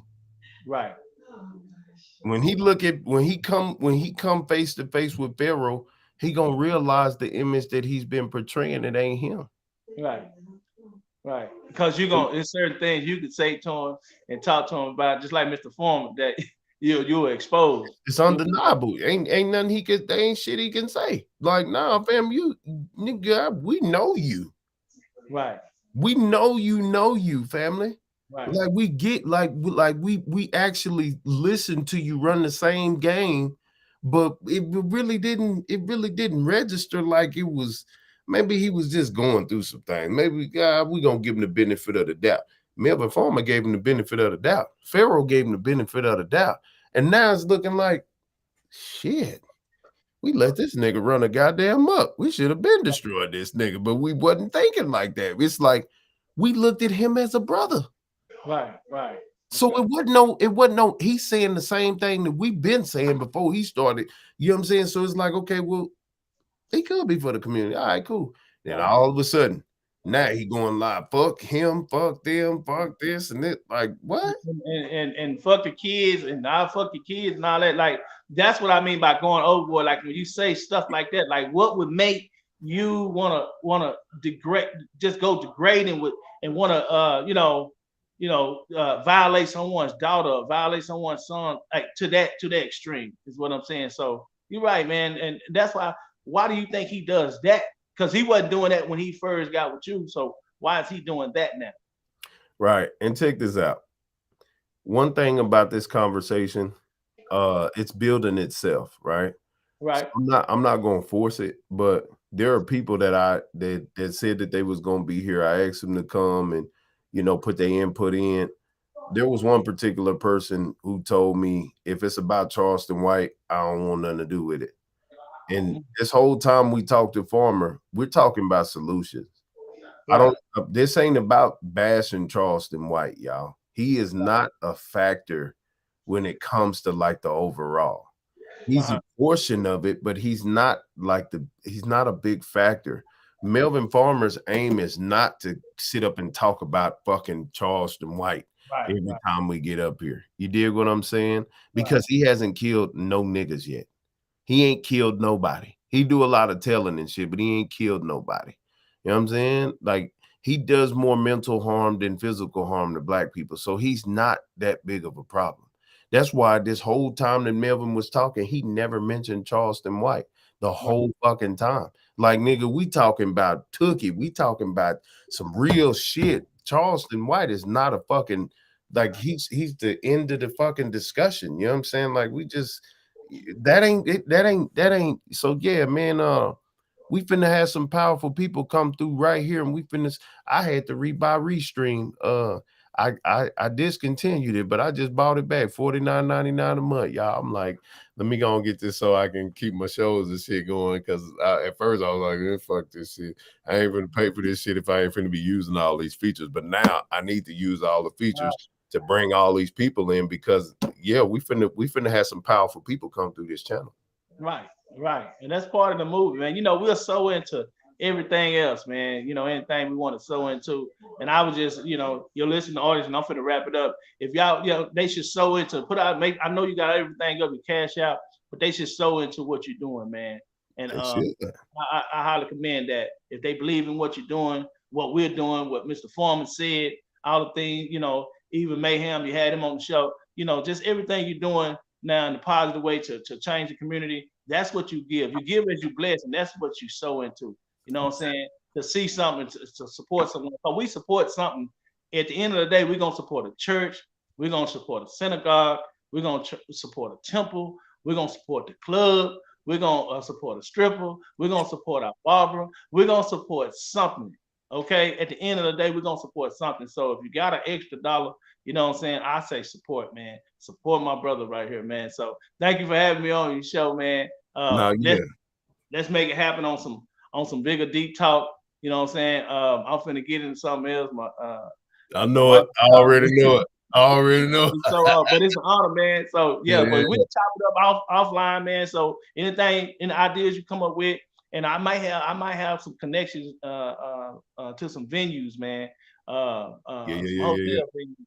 You know what I'm saying? Some hotel venues. Just so we'll talk offline to where we wouldn't have no overhead, and if we want to throw some things, you just let me know. Okay. Yeah, easy money. Let's go. Peace to you, family. All right, fam. Yeah.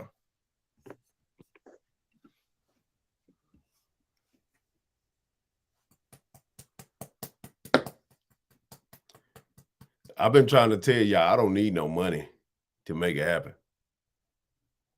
I just be making phone calls, family. I get on the phone and call some powerful people nationwide. You understand?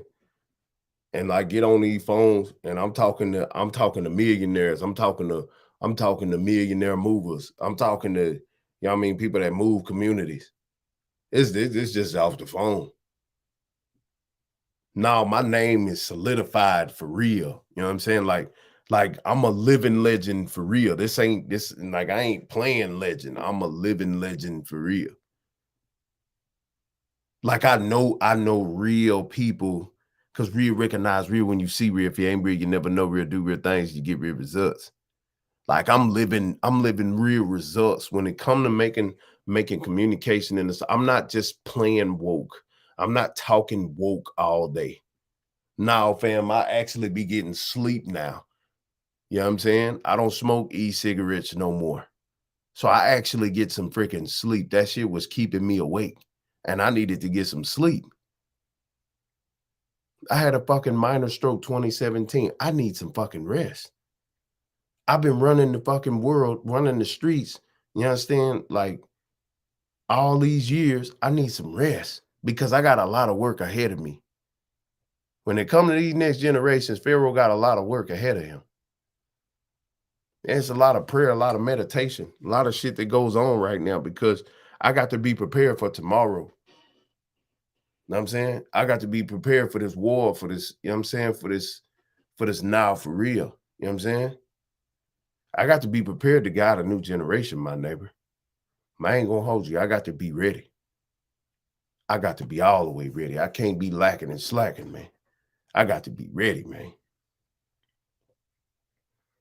You feel me? Man, I got to be ready. I got to be ready. Hold on, let me see.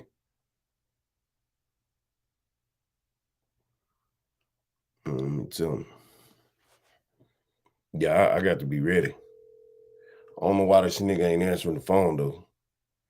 Look out, Joker. What's up, fool? Hey, what's going on? Hey, you see Melvin number I sent to you? Okay, you said, oh yeah, I did get that. Okay, and then I'm finna send your number over to Mayhem too. Okay, cool. Yeah. Send me Mayhem number too. I'm gonna get that book from him. I bet. All right, bet. Yeah. Yes, sir.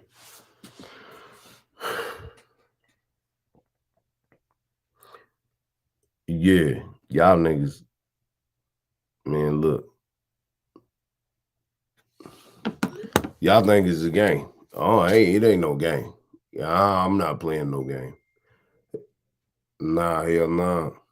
Pharaoh not playing no bitch ass game. Bro, we got too much shit at stake for me to be playing with y'all. This shit dangerous. What I'm finna attempt to do is dangerous, bro. I ain't gonna lie to you. It is dangerous because, man, I'm going against the fabric. You did, like, family. I'm going against the grain, like for real. Like this niggas out here that they don't want shit to change. They'll kill a nigga behind that type of change. Like the change that I'm talking about, shit, nigga ain't gonna be able to sit up and pretend to be hard no more. Like you got to be hard for a good reason, not a bad reason. Like niggas inner demons is gonna come out. With this type of change that I'm talking about, it's gonna make some people want to say, man, you know what, man, fuck this nigga. I ain't bullshit. I'm telling you. I'm not bullshitting with you, man.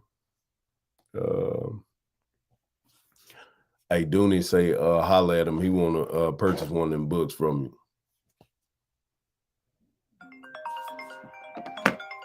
Hey. Hey, that's what I was gonna tell you. I'm connected at the Hilton. It just landed in my lap today.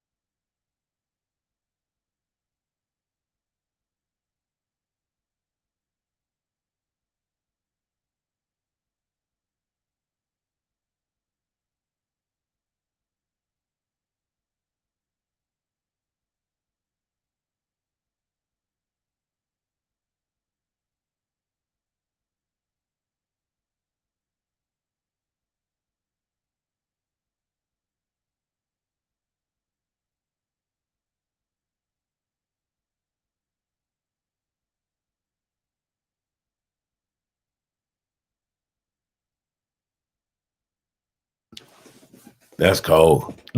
Like, look, hey boy, that's cold. Yeah, never said easy money. That's cold.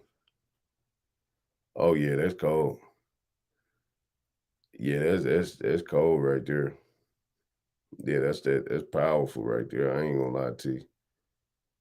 Oh yeah, that's cold. Boy, that's cold. And that's cold, family. I ain't even gonna hold you. That's cold.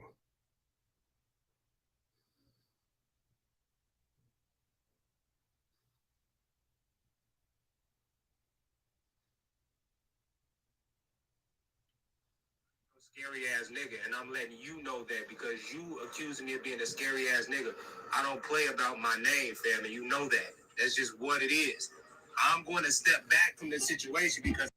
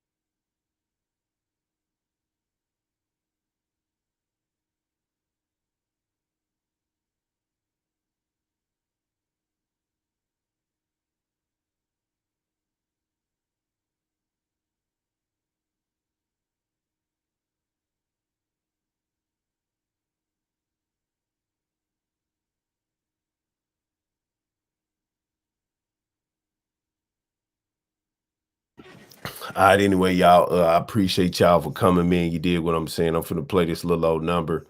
Guy in the new generation. Y'all already know my stiggity, man. I'm really about that, you know, that power and that peace, man. You did what I'm saying? Like, we gotta have that growth, man. We have to.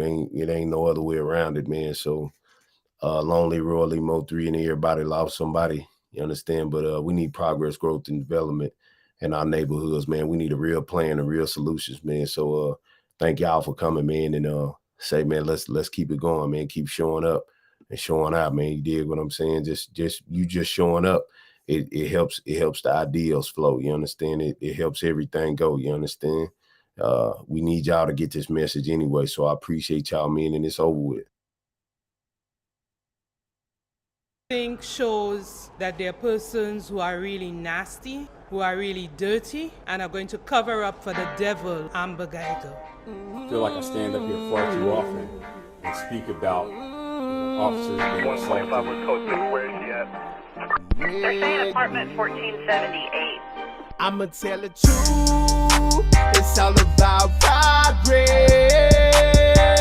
Brother, I got good news, I can lead you out of darkness.